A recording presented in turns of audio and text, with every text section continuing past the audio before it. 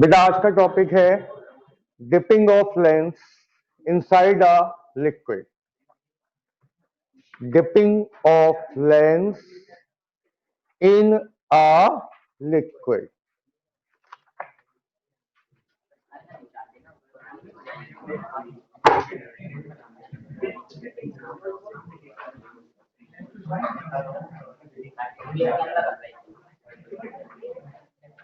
Dipping of lens in a liquid।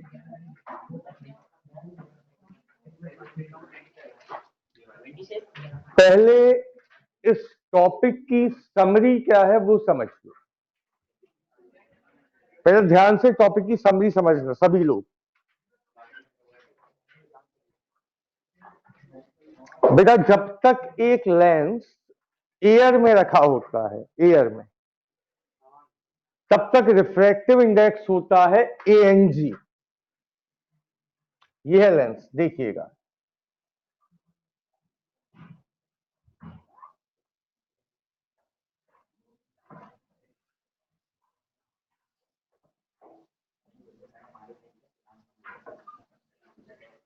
इस lens का refractive index क्या लिखोगे?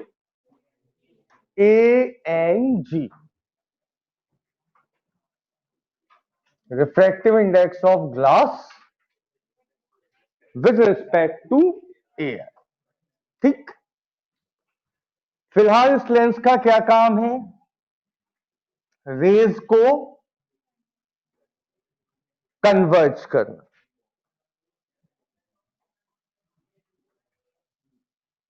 यह है इसका काम। ठीक है।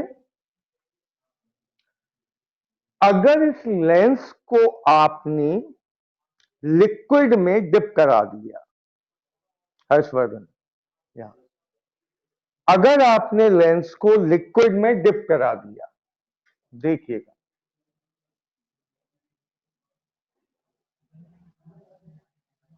ये हो गया लिक्विड।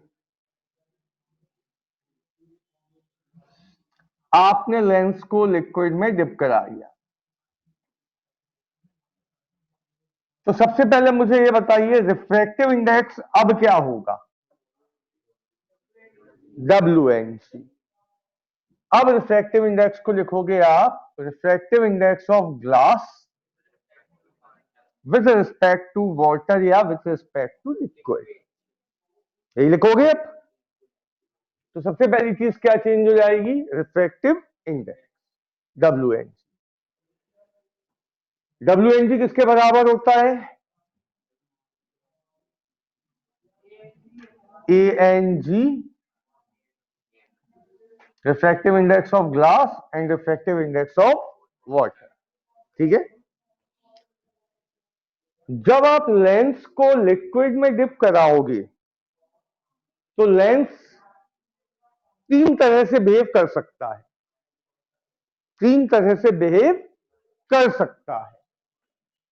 पहला, रेस को कन्वर्ज करेगा। दूसरा देखिएगा, या तो ये रेस को कन्वर्ज करेगा या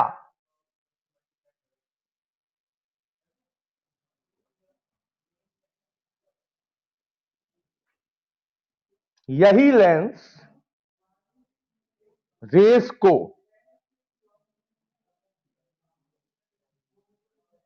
डाइवर्ज करना शुरू कर देगा। ठीक। Condition first. कंडीशन या तीसरा पार्ट क्या होगा? यही लेंस जब लिक्विड में डिप होगा तो ये पैरेलल रेस को ना तो कन्वर्ज करेगा ना डाइवर्ज, सीधे निकाल देगा। ठीक। ये होगी कंडीशन। जब भी आप एक लेंस को लिक्विड में डिप कराओगे तो इन तीन में से एक कंडीशन होगी, या तो नेचर चेंज नहीं होगा, कन्वर्ज करता था कन्वर्ज ही करेगा, या फिर नेचर चेंज हो जाएगा, कन्वर्ज की जगह डाइवर्ज करने, या फिर ये बन जाएगा एक प्लेन ग्लास प्लेट। ग्लास की एक प्लेन प्लेट क्या करती है, रेस को ना तो कन्वर्ज करती है ना डाइवर्ज, तीन में से एक काम होगा। आज हमें यह सीखना है कि कब कौन सा काम होगा। ठीक, सुनिए, उसके लिए हमें सबसे पहले फोकल लेंथ का फॉर्मूला लिखना होगा एयर में। हमने लेंस मेकर फॉर्मूले में सीखा था कि फोकल लेंथ इक्वल क्या होता है, n-1 1/r1 -1/। इस समय जब एयर की बात हो रही है तो रिफ्रैक्टिव इंडेक्स क्या होगा, इज इट क्लियर, कोई दिक्कत तो नहीं। अब आपने लेंस को ले आके डिप कर दिया कहां, वाटर में, तो अब 1/f वाटर क्या होगा, WNG -1 1/r1 -1/r। ठीक है, सबसे पहले आप इन दोनों को करो डिवाइड, ताकि ये R1 R2 का पंगा खत्म हो जाए। सबसे पहले नहीं क्या करेंगे हम, डिवाइड। तो क्या बन के आएगा डिवाइड करने पर, यहां लिख रहा हूं मैं 1/f air upon 1/f water equal क्या आना चाहिए, ANG -1 upon WNG -1। Is it clear. ये एफ वाटर कहां जाएगा, ऊपर, तो F water upon F air equal क्या बन जाएगा, ANG -1। इस WNG को हम क्या लिख सकते हैं, ANG अपॉन ANW लिख सकते हैं। WNG अभी अभी बताया था क्या होता है, ANG अपॉन ANW। जब आप ANW LCM लोगे तो ये ऊपर चला जाएगा। कुल मिला के F water upon F air, या क्रॉस मल्टीप्लाई कर दो, तो एफ वाटर इक्वल क्या आ जाएगा, इस एफ एयर को यहां लाए, F air multiply by ANG -1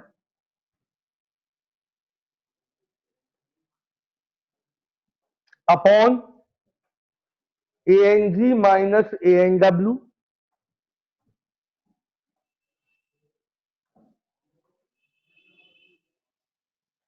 into में कौन आ जाएगा, ANW ऊपर आ जाएगा।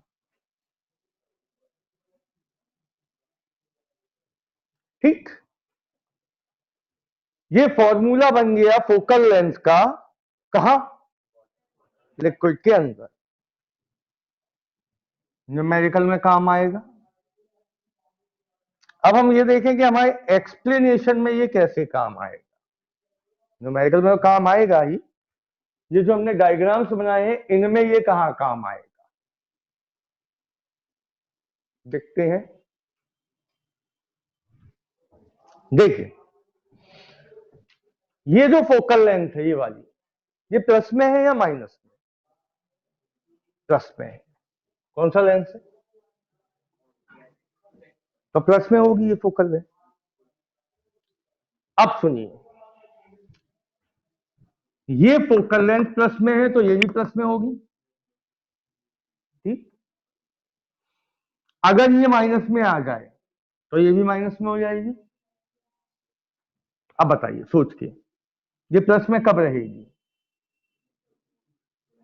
इन दोनों को ध्यान से देखो, इन दोनों को, जब ए एन जी ज्यादा हो ए एन डब्ल्यू से, मतलब जो लेंस आपने लिया है उसका रिफ्रैक्टिव इंडेक्स जिस लिक्विड में आपने डुबाया है उसके रिफ्रैक्टिव इंडेक्स से ज्यादा, ठीक। ज्यादा में से कम को माइनस करोगे आंसर प्लस में आएगा, तो फोकल लेंथ भी प्लस में आएगी। कौन सी कंडीशन सेटिस्फाई हो जाएगी? इसकी फोकल लेंथ प्लस में आती है और प्लस में ही है, मतलब इसका नेचर चेंज नहीं हुआ। तो कब नहीं हुआ नेचर चेंज? जब ए एन जी, कोई शक किसी को? कोई दिक्कत नहीं? दीक्षित दिख रहा है? एक हो गया कार्यक्रम। अब ये क्या करने लगा रेस को? कब करेगा? जब ये कॉन्केव हो जाए।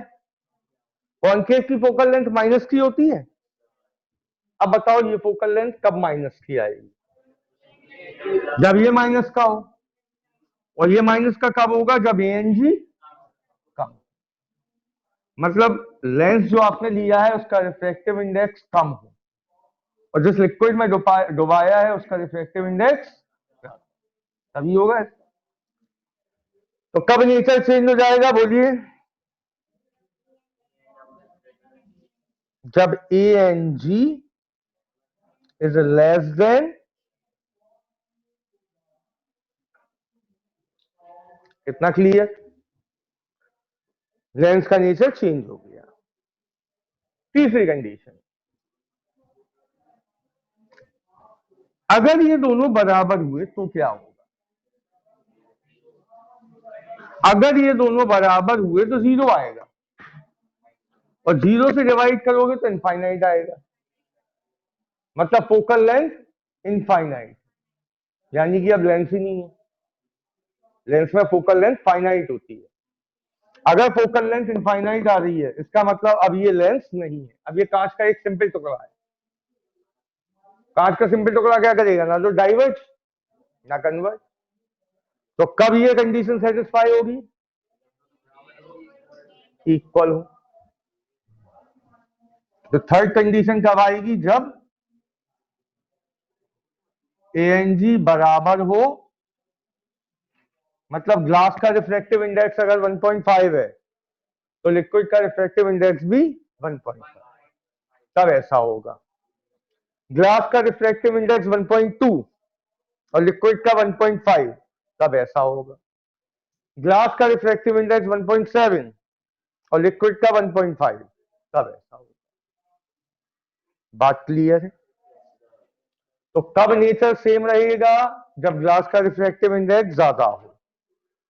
कब चेंज होगा? जब ग्लास का रिफ्रैक्टिव इंडेक्स कम हो। और कब प्लेट बन जाएगा? ठीक।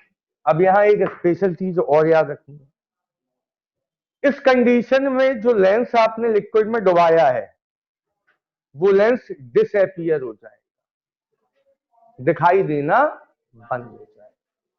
इस कंडीशन में दिखेगा कि हाँ लिक्विड के अंदर लेंस रखा है, इसमें भी दिखेगा, लेकिन इसमें दोनों की ट्रांसपेरेंसी सेम हो जाएगी, तो लिक्विड में लेंस दिखाई देना बंद हो जाएगा।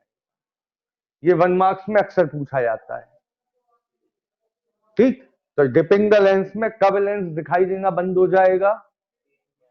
जब ए एन जी इक्वल हो ए एन डब्ल्यू। क्लियर?